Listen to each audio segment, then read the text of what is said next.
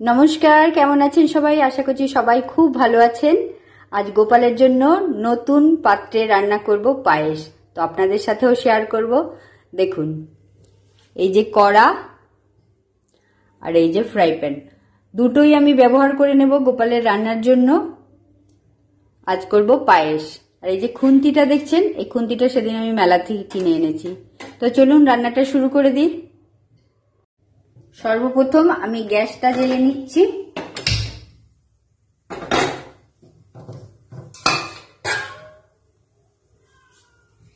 কড়ার মধ্যে আমি দিয়ে দেব দুধ। ঠাকুরের মতো অল্প করেই করব, বেশি করব না।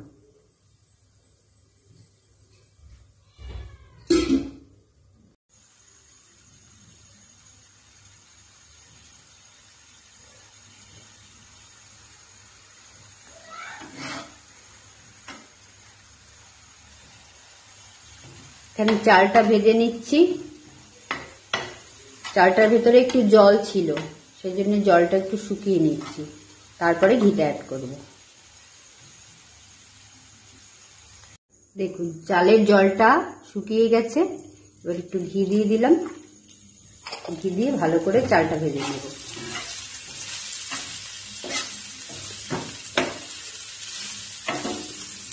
এটা দিয়ে ভালোভাবে নাড়া যাচ্ছে না, যেহেতু এটা স্টিলের খুন্তি। এখানে দুধ ফুটে উঠেছে, চালটা ভেজেই দুধে দিয়ে দেব।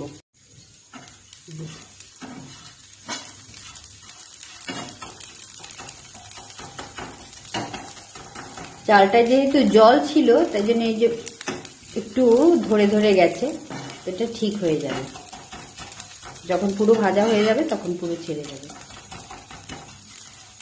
অন্য সময় চালটা আমি আগে ধুয়ে রাখি, ঝরঝরা হয়ে যায়, তারপরে ভাজি, কিন্তু আজ তো আর সেই সময়টা পেলাম না। অনেকদিন থেকেই ভাবছি গোপালের জন্য কি করে দিই, আজ ভাবলাম পায়েসই করে দিই। এবার চালটা আমার ভাজা ভাজা হয়ে, এবার চালটা দিয়ে দিচ্ছি।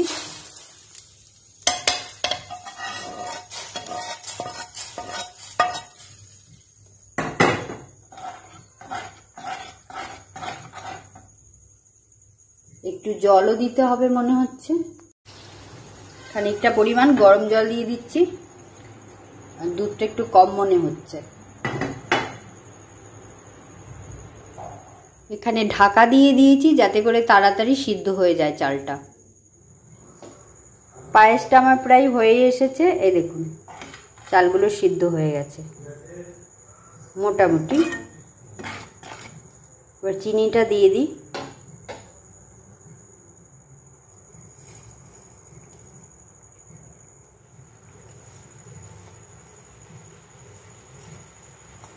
এই খুন্তিটা দিয়ে আমার নাড়াতে ভীষণ ভয় লাগছে, কারণ এই খুন্তিটা তো স্টিলের আর ভীষণ ধার। নতুন একটা কাঠের খুন্তি হলে ভালো হতো, কিন্তু কাঠের তো আমার আছে, কিন্তু এটো ঠাকুরের কাজে তো আর ব্যবহার করা যাবে না।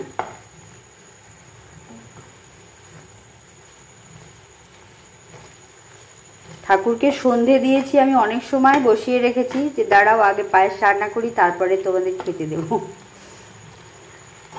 তো সেই জন্য পায়েসটা আর আমি বেশি কিছু করব না।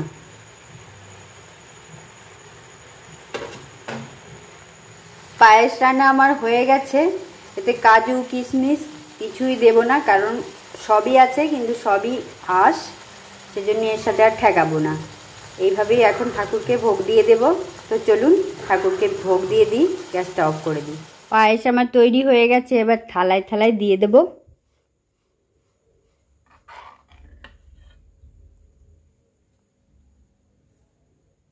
গোপালের থালাই সবার আগে দিলাম। এবার এক এক করে আমি সব কটা থালায় আমি বেড়ে দিয়েছি পায়েস, তুলসী পাতাও দিয়ে দিয়েছি, জলও বেড়ে নিয়েছি। এবার ঠাকুরের সামনে দিয়ে দেব। গোপাল সোনাকে এখানে আমি ভোগ দিয়ে দিয়েছি। যে গোপাল সোনা এখন খুব খুশি। এদিকেও সব ঠাকুরকে ভোগ দিয়ে দিয়েছি। এই যে গুরুদেবকেও দিয়ে দিয়েছি।